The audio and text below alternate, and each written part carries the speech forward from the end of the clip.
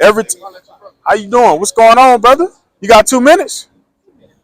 2 minutes, King. That's all I need. 2 minutes. All praises to the Most High. All right. What's your name? What's your name, brother? Jacob. Oh, mighty man. That's a mighty name. Where you from? Where you from, man? Mexico. Okay. All right. So guess what? That's where you at, man. According to the Bible, you are Issacharite. And we're going to show you how. All right? So you from Mexico, right? So is a majority of your family living in Mexico or is just y'all? You got half and half, right? So what made you come over here? What made you move over? Family? Oh, so you got some other people here and you just wanted to come over, right? So it's how are the jobs in Mexico? Was that part of the reason you came over? Yeah. Right? To get to for a better life, right? Right. So in Mexico, what part of Mexico are you from? Huh? Oh, okay, Veracruz. All right. So I went to Cozumel not too long ago, right? A few years back. Went to Cozumel, went to Progreso, you know what I'm saying? And I was looking at the slums and everything and the conditions of it. How does it look over there in Veracruz? Yeah? Okay. All right, well, we are the sons of Zion, all right? Before you, we have a congregation here. And we come out into the highways and hedges to prophesy the downfall of all those who are wicked and to also bring back the laws, statutes, and commandments as a heritage to our people, all right? We have a lot of people referring to themselves as Mexicans, Colombians, Cubans, right? Puerto Ricans, Brazilians. We have a lot of our brothers considering themselves as that, but the Bible does not call them that. Would you like to know what the Bible calls you? All right. It's an Israelite. All right. An Israelite. And we're going to show you how you are an Israelite if the Spirit beareth witness. All right. Let me get Deuteronomy 1:1. Deuteronomy 28:15. Go ahead, King. It's the book of Deuteronomy, chapter 1 and verse 1. Right. These be the words which Moses spake unto all Israel. Okay, so the Most High God, all right, chose a prophet named Moses to speak to Israel. Are you familiar with the story of Moses? Yeah. So what do you know about Moses? Exodus 3:10. Moses is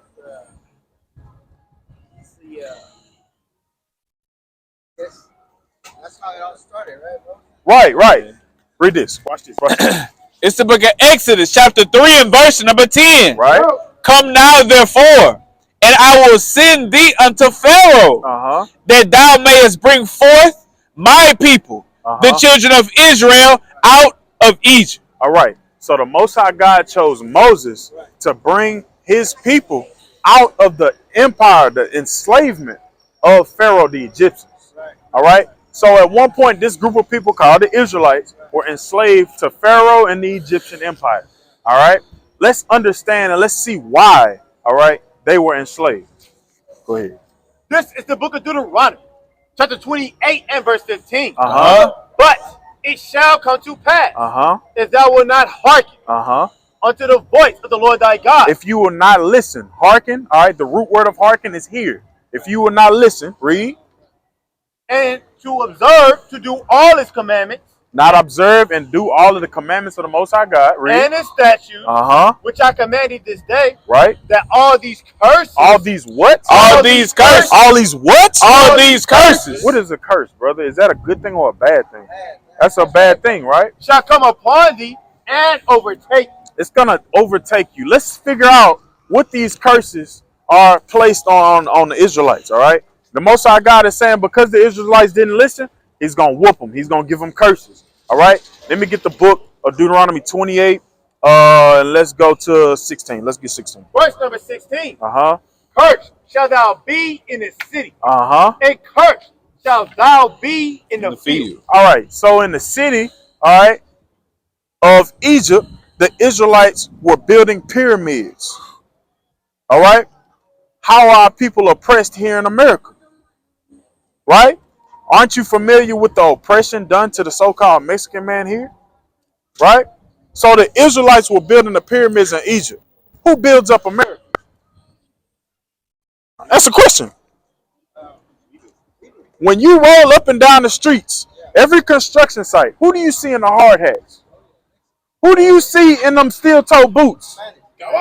Give me that curse of your feet shall not have any rest. God. Right? This is the book of Deuteronomy, chapter 28, and verse number 65. Read and that. It reads, Watch this. and among these nations shalt thou find no ease. No what? No ease. No what? No ease. Uh-huh. Neither shall the soles of thy feet Those steel-toe boots that you got on them construction sites, read. have rest. But the Lord shall give to thee a... I'm sorry, it's a lot. Yeah, nah, you good. You can rest on that. Let me get 25. Right? So the feet, the sole of the feet of the Israelites in Egypt will have no rest. And now we have Hispanic brothers and sisters building up the empire of the so-called white man called America. Then it was called Egypt. Now it's called American. We're gonna prove that now. Later on, 25. Verse number 25. Uh-huh. The Lord shall 37. cause thee to be smitten Uh-huh. before thine enemy. Right? Thou shalt go out one way against them, Uh-huh. and flee 7 ways before them, and shall be removed into all the kingdoms of the earth. All right, so that was a lot. Let me break that down to you. What do you know about Cesar Chavez? Who was he?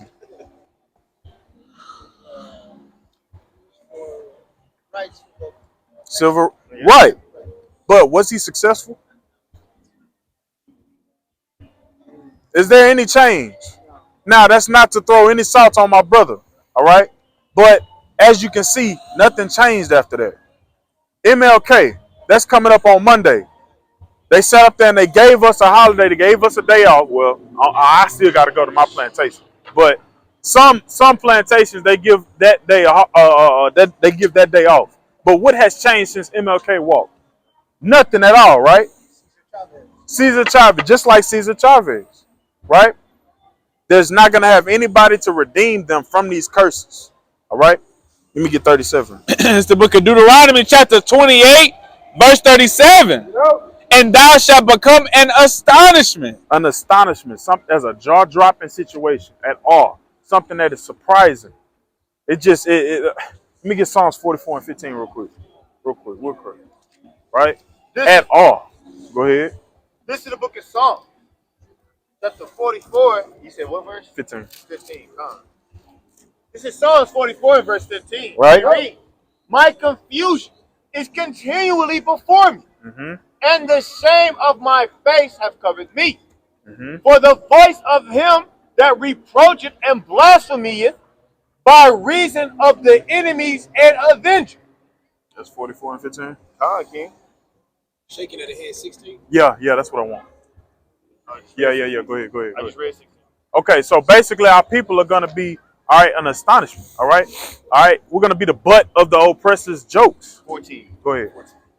Thou, this is Psalm 44 and 14. Thou makest us a byword among the heathen. A shaking of the head among the people. We shake our head at each other. All right. When you look at music videos on BET, which is supposed to be called Black Entertainment, all right. When you look amongst your Hispanic brothers and sisters, we shake our head because we work time and time again and we still are broke.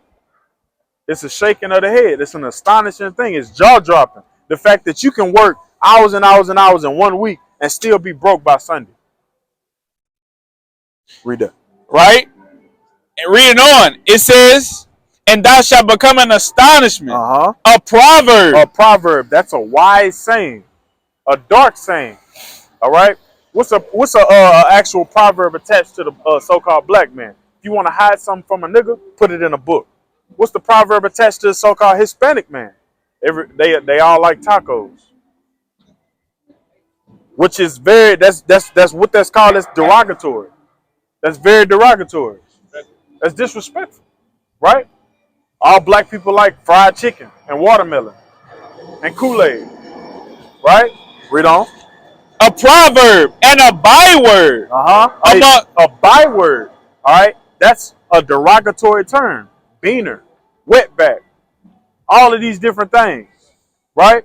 A nigger, a speck, a wetback. All of these different derogatory terms is going to be attached to the Israelites. Go ahead. A proverb and a byword among all nations, whither the Lord shall lead thee. Whether the Lord shall lead thee. All right. And what we read in 25 was that you're going to be removed into all of these different kingdoms of the earth. Right. So you're going to be over here in America. You're going to be in Brazil. You're going to be scattered over there in Puerto Rico. Right. Building up the actual empire of the so-called white man. All right. Let me get verse 46. Verse number 46. And they shall be upon thee for a sign. This is how, what does a sign do? What does a sign do? What is the whole purpose on a construction site? Why do we put up signs? So we can direct traffic, to give instruction, right? How do I know that's not McDonald's behind us? Because of the sign. The sign says Taste Boy, right? Well, the Most High God is saying, guess what? There's going to be a sign on these group of people, the Israelites. And this is how you identify them as Israelites. They're going to go through these curses, all right? This is how you know that the Mexican man is an Israelite. He's going to go through the curses that he feels on that construction site. You see what I'm saying? Let me get 54, right? Verse number 54. So that the man that is tender among you and very delicate, his eye shall be evil toward his brother. His what? His eye shall be evil toward his brother. His what? His eye shall be evil toward his brother. And toward the wife of his bosom.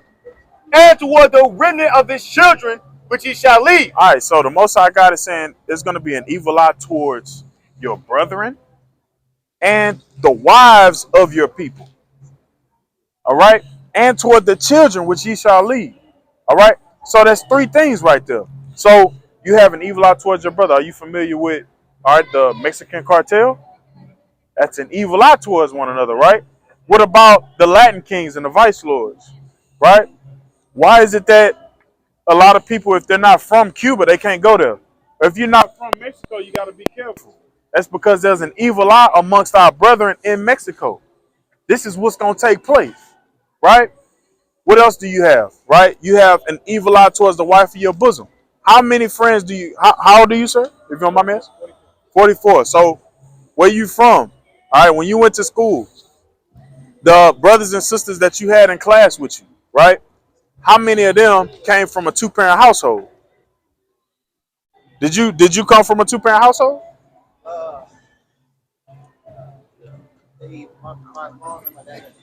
They got divorced, right? What about the friends of your peers in your classroom? A lot of them didn't come from two-parent households, or if they did, they got divorced. They separated, right? This is a curse that's going to be on the Israelites, all right? And towards the remnant of his children, which he shall leave. What happened? When they divorced, your dad left the household. He abandoned you, right? Let me get 68. Verse number 68. And it reads, and the Lord shall bring thee into Egypt again. 20 and 1. All right. So pause it right there. We got to learn what Egypt means, okay?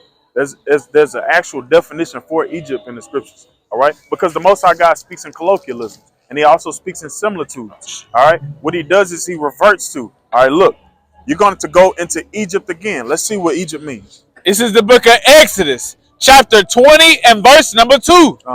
I am the Lord thy God, which have brought thee out of the land of Egypt, out of the house of bondage. Out of the house of what? Out of the house of bondage. Out of the house of what? Out of the house of bondage. So Egypt means bondage in the scriptures. So now we're going to replace with bondage.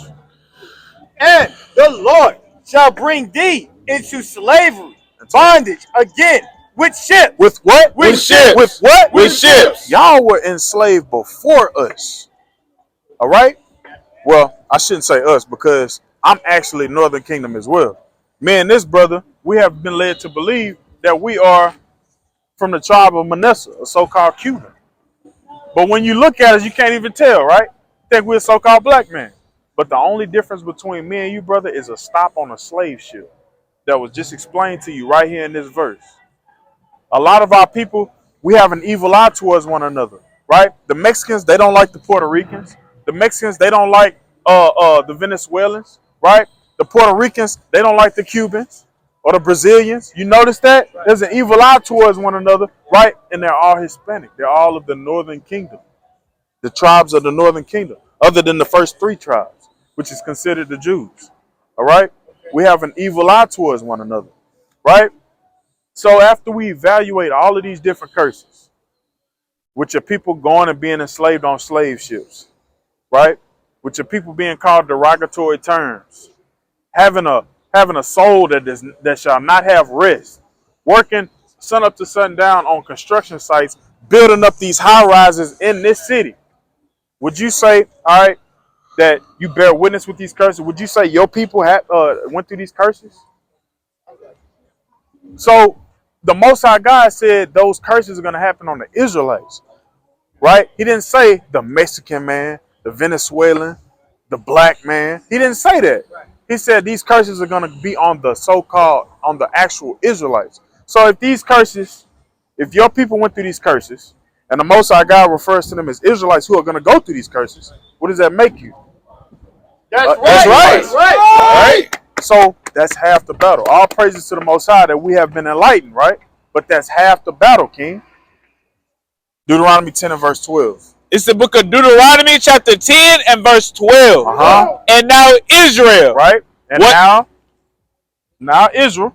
What doth the Lord thy God require of thee? But to fear the Lord thy God, to walk in all his ways, and to love him, and to serve the Lord thy God with all thy heart and with all thy soul. So now there's a requirement to you. Now that you know you are an Israelite, you're a descendant of the Most High God, you are to walk a certain way, you are to eat a certain way, you're supposed to act and think a certain way. All right? You're built different now. You know who you are now. All right? That's the most important thing. When you see a person and you ask them where you from and they don't know, that is astonishing. That's jaw-dropping. You are a person that's moving around like a blind man. If you want to completely destroy somebody, you take away their heritage and you take away where they're from. Exactly. But you, sir, today, you learned who you are according to the scriptures. You know that you are a descendant of the Most High God now. So it's important that you move a certain way. All right? So I'm gonna give you 2 commandments. All right, and then I'm gonna let you go on your way. All right? Right? Leviticus 11 and 7. I was gonna keep reading on that. Oh, we good. We're gonna rest. Okay. Go ahead. This is the book of Leviticus, chapter 11 and verse 7. And the swine. All right, what is swine? Bad. It's bad. Yeah, it's bad. That's right. But what is it? What animal is it? That's right. So how do we make charro beans? How do we make tacos? What is chorizo? Right?